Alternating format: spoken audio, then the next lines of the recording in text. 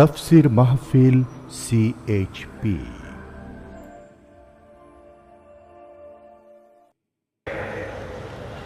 পার্শ্ববর্তী এলাকা তায়েফ 60 মাইল দূরে। তিনি সেখানে চলে গেলেন যে এখানে তো পারলাম না, দেখি ওই এলাকার কিছু লোক যদি কথা শোনে। সে এলাকায় তিনি চলে গেলেন। 3 দিন বাড়িতে বাড়িতে গেলেন, নেতাদের বুঝালেন। যার কাছে যায় সেই কয় তুমি নবী। আরে মিয়া, আল্লাহ নবী বানাবার মতো একটা ধনী মানুষ পাইলো না, তোমার মতো এতিম গরিব মানুষ আল্লাহ নবী বানাইলো কেন? বাপ নাই, মা নাই, গরিব, তোমারে কেন আল্লাহ নবী বানাইল? বিশ্বাস করি না, নাউজুবিল্লাহ। 3টা দিন না খাইয়া দুয়ারে দুয়ারে ঘুরেছেন। তারপরে যখন দেখলেন যে না, এরা ঈমান আনবে না, তখন তিনি নেতাদের বললেন, আচ্ছা তোমরা তো কেউ আমার কথা শুনলে না, আমি মক্কায় চলে যাই। একটা অনুরোধ করি, আমি যে তায়েফে আসছিলাম এই কথাটা তোমরা মক্কায় পৌঁছায় দিও না, তাহলে ওরা আমার বিরুদ্ধে শত্রুতা আরো তীব্রতর হবে। এই কথাটা কইও না। ওরা ওখানে তো খবর পৌঁছাইলই, আর রাসূল যে পথে যাবেন সেই পথে যুবকদেরকে দাঁড় করাই দিল পাথর নিয়ে। আমার জীবনে একটা বার সেই রাস্তাটা দেখার তৌফিক আল্লাহ দিয়েছেন, যেখানে রাসূল অত্যাচারিত হয়েছিলেন। দুদিকে পাহাড়, দুদিকে পাহাড়, ক্ষুধার্ত নবী, রহমতের নবী, 3 দিনের না খাওয়া। যাইদ সাথে, রাসূলুল্লাহ যাচ্ছেন, যুবকেরা পাথর মারা শুরু করে দিয়েছে। ইট গায়ে মারলে, মাটি গায়ে মারলে তার এক রকমের ব্যথা, আর পাথর মারলে ব্যথাটা কি হয়? শরীর কাটতেছে, রক্ত ঝরতেছে। রাসূলুল্লাহ পড়ে গেলেন। যুবকেরা এসে জোর করে ধাক্কা মেরে জবরদস্তি করে হাঁটালো, আর পাথর মারলো, আবারও পড়ে গেলেন। আমি সেই 2 জায়গা দেখেছি যে 2 জায়গায় বেহুশ হয়ে পড়েছিলেন। আবার জোর করে দাঁড় করে আবারও ধাক্কা মেরে হাঁটাচ্ছে। আল্লাহর ফেরেশতারা কাঁদতেছে রাসূলুল্লাহর অবস্থা দেখে। 3য়বারের মতো যেখানে তিনি বেহুশ হলেন, সেখানে ছোট্ট একটা মসজিদ আছে ভাঙ্গা। এখানে রাসূলুল্লাহ একদম বেহুশ হয়ে গেলেন, শরীর থেকে রক্ত ঝরতেছে। যখন তিনি হুঁশে এলেন, হযরত জিবরাইল বললেন, ইয়া রাসূলুল্লাহ, আপনার এই কষ্ট দেখে অসহ্য হয়ে গেছে। আমি পাহাড় পরিচালক ফেরেশতার সাথে করে নিয়ে এসেছি, আপনি অনুমতি দেন এই 2টি পাহাড়কে মিলায় দিয়া কাফেরগুলোকে পিষা মারিয়া শেষ করে দে। আল্লাহর নবী বলেন, জিবরাইল, আমি যদি হুকুম করি আর আমার হুকুম মতো পাহাড় চাপা দিয়া সবগুলি তায়েফের মানুষগুলি যদি সব মেরে ফেলে দাও, একটা কাফেরও যদি বেঁচে না থাকে, তাহলে আমি কার কানে পৌঁছাবো? লা ইলাহা ইল্লাল্লাহু মুহাম্মাদুর রাসূলুল্লাহ।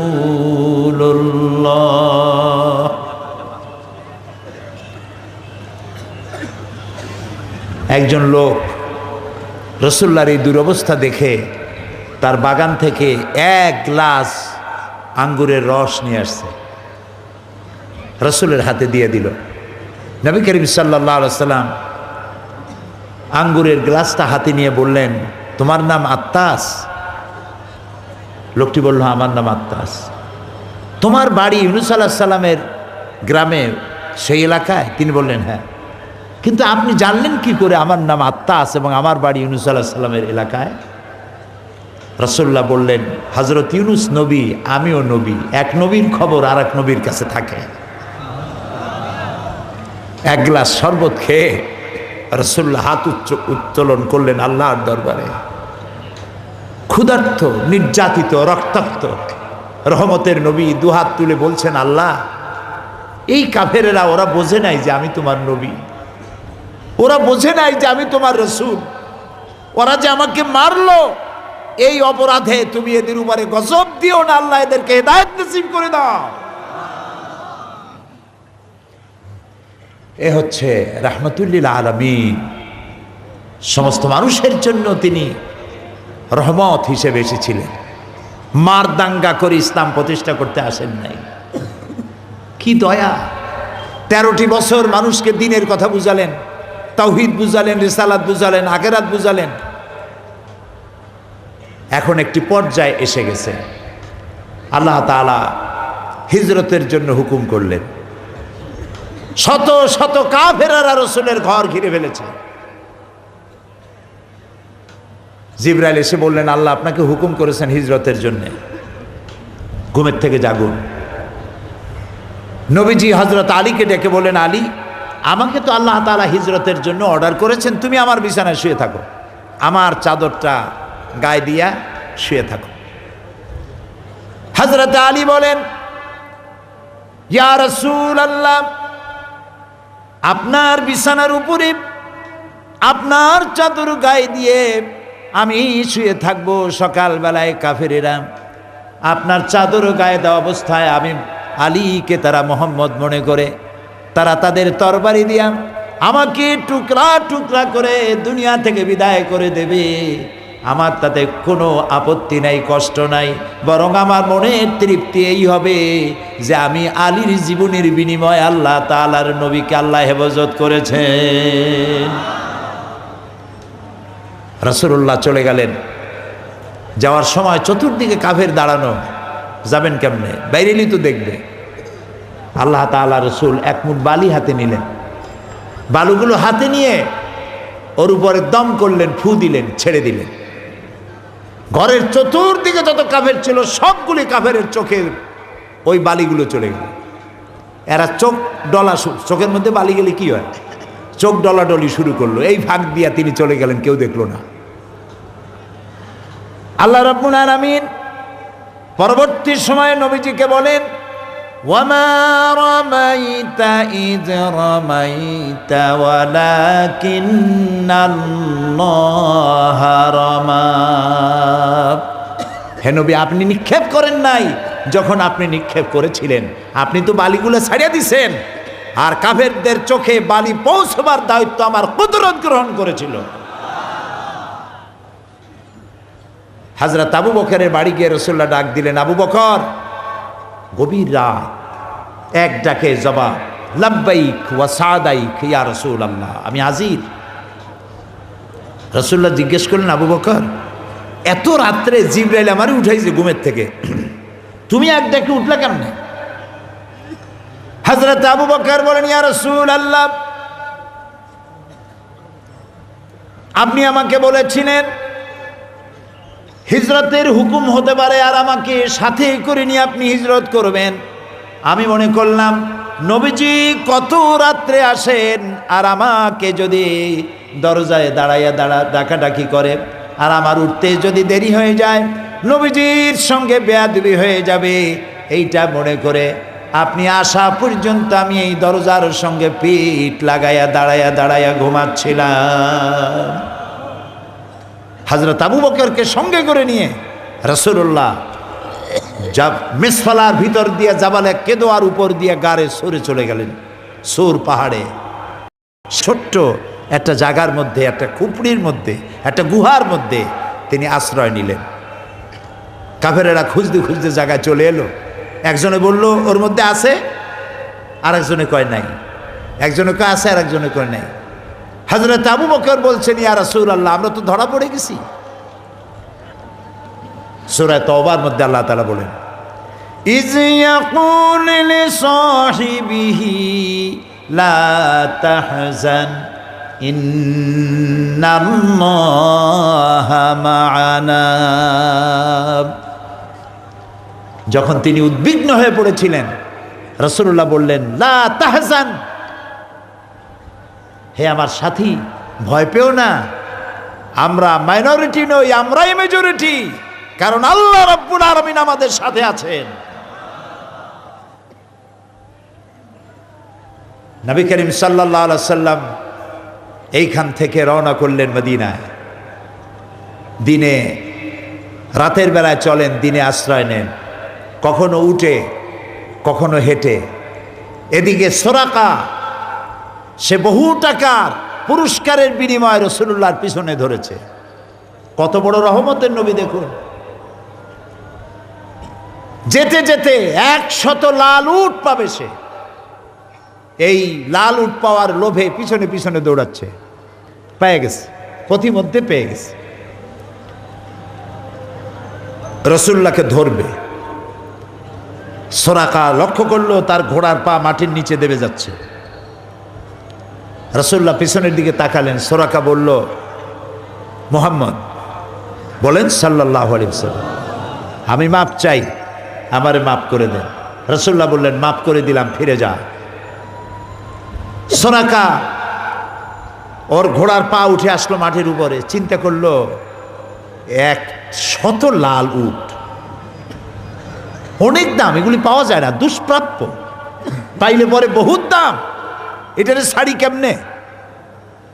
আবার পিছনে লেগেছে, আবার যখন কাছাকাছি গেছে ঘোড়ার পা 4টা একসাথে ডাবা শুরু হয়ে গেছে, মাটির নিচে দেবে যাচ্ছে। এ কুদরত কার? এ কুদরত কার? আমার এবার মিশর সফরের সুযোগ হয়েছিল, জীবনেও মিশরে যাইনি, এই জীবনের প্রথম গত মে মাসে মিশর সফর করলাম। বহায়রায় কারুন দেখলাম। কারুনকে দিনের দাওয়াত দিলেন মুসা আলাইহিস সালাম, দাওয়াত তো মানলই না। অর্থকড়ি সম্পদ এত বেশি ছিল, 56,000 একর জমিনের উপরে ছিল তার সম্পত্তি, অর্থাৎ তার সম্পদ রাখার জায়গা। বহু সংখ্যক উট বহন করত তার সম্পদের রক্ষণের চাবি। সে তো মুসা আলাইহিস সালামের কথা মানলই না, আরো বিরোধিতা করলো, তার উপরে তোহমাত আনলো। আল্লাহ গজব দিলেন, সূরা কাসাসের মধ্যে আল্লাহ তাআলা বললেন, আল্লাহ তাকে গজব দিলেন, তার সম্পত্তি এবং তাকে শুদ্ধ মাটির নিচে দাবা শুরু করে দিল। আমি সেই বহারায় কারুনে গিয়ে দেখলাম 56,000 একর সম্পত্তি মাটির নিচে ডুবে এখন তা একটা সাগরের মতো হয়ে গেছে। এপারে দাঁড়ালে ওপার দেখা যায় না, ডাইনেও দেখা যায় না, বাঁয়েও দেখা যায় না, শুধু পানি আর পানি। আল্লাহ তাআলা বলছেন, কুল সিরু ফিল আরদ ফানজুরু কাইফা কানা আকিবাতুল মুকাজ্জিবিন, পৃথিবী ঘোরো আর দেখো মহাসত্যের অস্বীকারীদেরকে আমি কি পরিণতি করেছি, চাইয়া দেখে আসো। ফেরাউনরেও দেখছি, সেটা পরের কথা, পরে বলবো। ফেরাউনরে এত ওয়াজ করছি, ফেরাউনের আর কোরআন শরীফে ফেরাউনের এত ঘটনা, শয়তানটারও দেখে আসছি।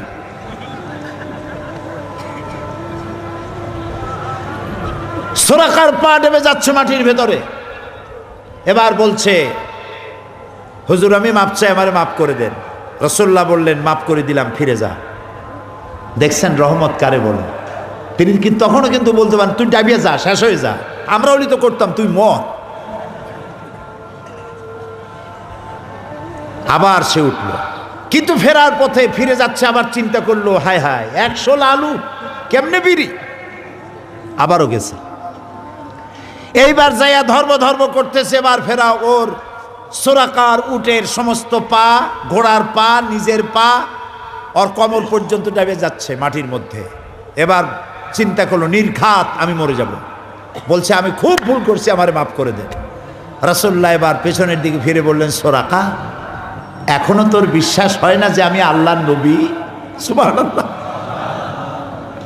সুরাকা বলছে, বিশ্বাস হয়, দিলাম মাফ করে, যা।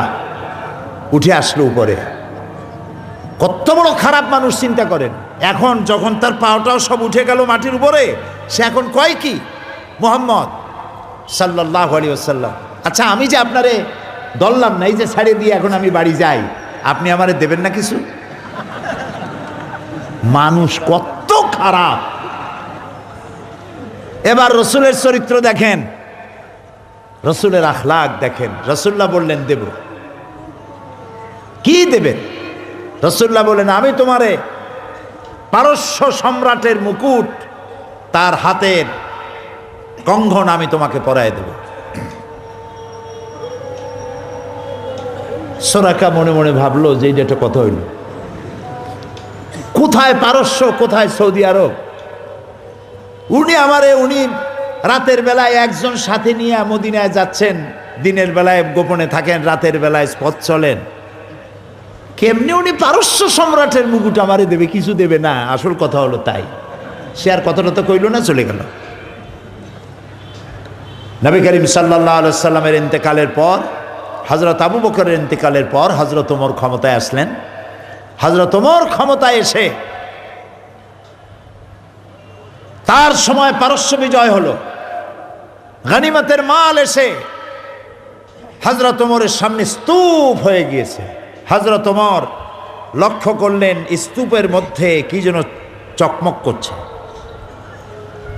ওইটাকে উঠে আনতে বললেন। দেখা গেল পারস্য সম্রাটের মাথার মুকুট, হীরা মণিমুক্তা খচিত মাথার মুকুট। হযরত ওমর বললেন, কেউ যাও তো, সোরাকাকে ডেকে নিয়ে আসো। সোরাকা তখন বুড়া হয়ে গেছে, দাড়ি চুল পাইকে শেষ। সোরাকায় এলো। হযরত ওমর পারস্য সম্রাটের মুকুট হাতে নিয়ে দাঁড়ায় গেলেন, সোরাকার মাথায় পরালেন আর বললেন, সোরাকা, আল্লাহর নবীর ওয়াদা কখনো মিথ্যা হয় না। রাসূলুল্লাহ মদিনায় চলে গেলেন। মদিনায় গিয়ে এই যে কোরআন, এটার নাম কি? এই কোরআনের আইন তিনি চালু করলেন। চুরি বন্ধ হলো, ডাকাতি বন্ধ হলো, জেনাবে বিচার বন্ধ হলো, কিছু যুদ্ধ বিগ্রহ করা লাগলো। আপনারা বলেন, আমাকে সাক্ষী দেন, রাসূলুল্লাহ ইচ্ছে করে নিজের থেকে একটি যুদ্ধ করেছেন? কাউকে গোপন আক্রমণ করেছেন? সাহাবী পাঠায় দিয়া কোনো গ্রামের পর গ্রাম জ্বালায় দিয়েছেন? ক্ষমতা ছিল নাকি ছিল না? ছিল। মদিনায় আসছেন, এখন তো রাসূলুল্লাহ শুধু রাসূল না, একদিকে তো রাসূল আর একদিকে প্রেসিডেন্ট, রাষ্ট্রপতি। বদর করলেন, বদরের বিজয় হলো, ওহদের পরাজয় হলো, হুনায়ন হলো, ইয়ারমুক হলো। একটি যুদ্ধ অফেন্সিভ ছিল না, সবগুলি যুদ্ধ ছিল ডিফেন্সিভ, প্রতিরক্ষামূলক, প্রতিরোধমূলক। আজ সময় এসেছে মক্কা দখলের। রসুলের সাথে আজ 10,000 সাহাবী। কয় হাজার? কয় হাজার? প্রত্যেকের সাথে তরবারি। চলে গেলেন মক্কায়। মক্কায় গিয়ে মক্কার বাইরে পাহাড়িয়া এলাকায় তাঁবু স্থাপন করলেন। বললেন, পায়খানা বানাও খুবই কম, চুলা বানাও অনেক বেশি। আবু সুফিয়ান শুনতে পেল মুহাম্মদ সাল্লাল্লাহু আলাইহি ওয়াসাল্লাম মক্কা দখল করার জন্য এসেছেন। গোয়েন্দা বিভাগের লোক পাঠাই দিল, যাও তো কত লোক আসছে গুনে আসো। সন্ধ্যা রাত থেকে তারা গোনা শুরু করলো, গুনতে গুনতে রাত শেষ হওয়ার আগে ফিরে আসলো। এসে বলল, আবু সুফিয়ান, মানুষ যে কত তার গুনবো কি? চুলা গুনতে গুনতে রাত শেষ। আবু সুফিয়ান ভীষণ অসন্তুষ্ট হলো, ছাগল কোথাকার পাঠাইলাম, মানুষ গুনতে গেছে চুলা গুনতে। যুদ্ধ হলো কৌশল, প্রতিপক্ষের চোখে ধাঁধা লাগিয়ে দেওয়া। আরেক দল পাঠালো, আচ্ছা দেখো তো, সকালবেলা যাও। এখন সকালবেলায় পায়খানায় কার না যাওয়া লাগবে? ন্যাচারাল কল, যেতেই হবে, যেতেই হবে, মাপ নাই। বাঘের ভয় টয় ভুলে যায়, যাওয়াই লাগবে। এখন পায়খানা কম, প্রত্যেক পায়খানার সামনে বিরাট বিরাট কিউ, বড় বড় লাইন। সকালবেলা যারা গেছিল তারা ফিরে এসে হতাশ হয়ে বলছে, আবু সুফিয়ান, আরে মানুষ গুনবো কি? পায়খানার সামনে যে লাইন, ওই লাইন গুনতে গুনতেই তো বেলা উঠে গেল। আবু সুফিয়ান খুব বিরক্ত হয়ে গেল যে আমার নিজেরই যাওয়া লাগবে, এগুলো দিয়ে কাম হবে না। নিজে গেছেন। তারপরে পাহাড়ের এক কোনায় দাঁড়ায় দেখতেছে 10,000 লোক কি চারটিখানি কথা? প্রত্যেকের হাতে একটা করে তরবারি, সূর্যের আলোতে চকমক করতেছে। ইত্তাবসারে হযরত আব্বাসের সঙ্গে দেখা হয়ে গেছে। হযরত আব্বাসকে দেখেছে, তার কলজে কাঁপে উঠছে। আবু সুফিয়ান হাসি মুখে, ওই এক পদের বিপদে পড়লে মানুষ ভয়তে পড়লে যে একরকম হাসি দেয়, হাসিটা হাসির মতো হয় না, খানিকটা ভেটকির মতো হয়।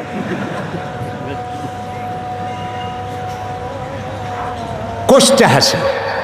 একটু হাসি দিতে গিয়ে বলছে, আব্বাস, তোমার ভ্রাতুষ্পুত্র তোমার ভাইয়ের ছেলে তো বড় বাচ্চা হয়ে গেছে, এত লোক নিয়ে আসছে। হযরত আব্বাস বলেন, আবু সুফিয়ান, তোমার চক্ষু তোমাকে প্রতারণা করতেছে, তোমার চোখ তোমার সাথে ধোঁকাবাজি করতেছে। তোমার চোখ দুটো ভালো করে ডলো, চোখ দুটি ভালো করে মোছো, তারপরে তাকিয়ে দেখো, এর নাম বাদশাহী নয়, এর নাম নবুয়ত। এর নাম যদি বাদশাহী হতো, এতক্ষণ তোমার দেহের উপরে তোমার কল্লা থাকার কথা ছিল না।